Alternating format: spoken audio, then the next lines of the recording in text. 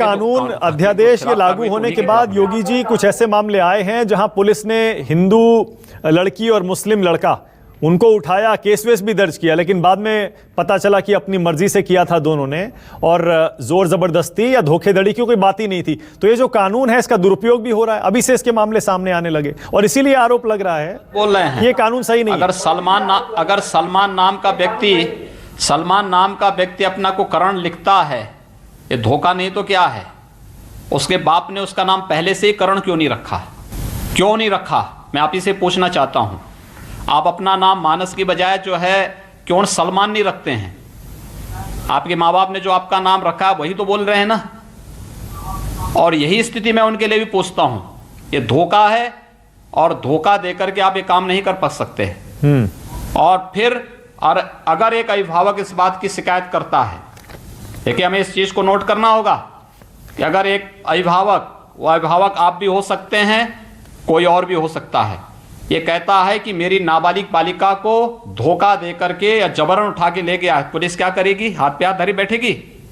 कल उस बालिका के साथ कोई घटना घटित होती है तब तो आप कहेंगे कि देखिए साहब पुलिस ने कुछ नहीं किया। और पुलिस अगर एक्शन लेती है तो आप फिर उसमें पर अगर लड़की लड़का बालिग है तो उसमें फिर माँ बाप कहां से आ जाते हैं योगी जी? अगर लड़का लड़की अपनी मर्जी से शादी कर रहे हैं, ये चीज तो तब सामने फिर माँ बाप की, आप माँ बाप का दखल क्यों बढ़ा रहे हैं उसमें? देखिए जब माँ बाप का दखल क्यों बढ़ा रहे हैं? माँ बाप का दखल क्यों नहीं होना चाहिए? अगर पिता कहता है, माँ कहती है कि मेरी बेटी बालिग नहीं नाबालिग है, तो क्या पुलिस को या प्रशासन को इसकी जांच नहीं करनी चाहिए? क्या इसकी जांच नहीं करनी चाहिए? मैं आपसे पूछना चाहता हूं, क्या ये जांच नहीं होनी चाहिए क्या? और अगर बालिग ये साबित होता हो बालिग हैं और अपनी मर्जी से करना चाहते हैं, इसमें कोई छल नहीं, कोई छद्म नहीं, कोई धोखा नहीं है, हर व्यक्ति भी स्वतंत्र है, फिर ये तो सब पे बराबर लागू होना चाहिए ना।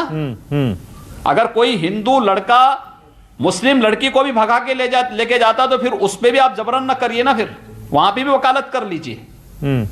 दोनों एक साथ नहीं चल सकते हैं कि आप एक तरफ कानून की बात करेंगे और दूसरी तरफ स्वतंत्र जो है व्यक्तिगत मर्जी की बात करेंगे। कानून के नजरिए से सबको समान रूप से सब पे लागू होना चाहिए कानून। नहीं, कोई क्यों करेगा? जो इस आपके कानून के विरोधी हैं वो ये कहते हैं नाम बदलकर कोई किसी लड़की से शादी क्यों करना चाहेगा? और वैसे पहले भी ऐसे कानून है, कोई धोखाधड़ी करता है तो उसको उन कानूनों में सजा दी जा सकती है। ये तो आपने देखा होगा, देखिए कानून बनने के बाद 100 से अधिक ऐसे मामले आए हैं। और कानून के पहले भी आपको याद होगा मेरठ की वो घटना जिसमें असलम नाम का व्यक्ति अमित बनकर के एक महिला के साथ शादी किया, बाद में उस महिला और उसकी बच्ची की हत्या करके अपने घर के अंदर दफना दिया। मुझे आश्चर्य होता है इतने बीभत्स घटना पर भी ये सब तथाकथित सो कॉल्ड जो सेकुलरिस्ट हैं या अपने को जो अपने तथाकथित प्रगतिशील कहते हैं, इन लोगों के कलेजे नहीं पिघले? एक महिला के साथ इतनी बर्बरता, असलम नाम का व्यक्ति अमित बनकर के धोखे में रह करके उस महिला की इसलिए हत्या कर दिया क्योंकि इस महिला ने इस्लाम स्वीकार करने से इनकार कर दिया था। और इस प्रकार के 100 मामले आए हैं और बहस इस पे होनी चाहिए कि ये चीजें हम अलाउ करके कानून व्यवस्था को चुनौती देने वाले ऐसे लोगों को जो नाम बदल करके छल और छद्म से बेटी और महिलाओं के भविष्य के साथ खिलवाड़ कर रहे हैं, इनको कितनी छूट देनी है?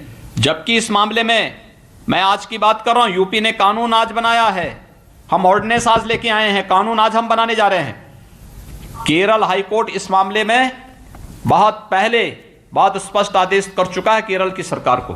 कर्नाटक हाईकोर्ट ने भी इससे संबंधित आदेश पहले से किए हैं। हमें न्यायपालिका की उन भावनाओं को भी समझना चाहिए और आम जन की उन भावनाओं को भी समझना चाहिए। एक आम अभिभावक क्या चाहता है, कैसा माहौल चाहता है।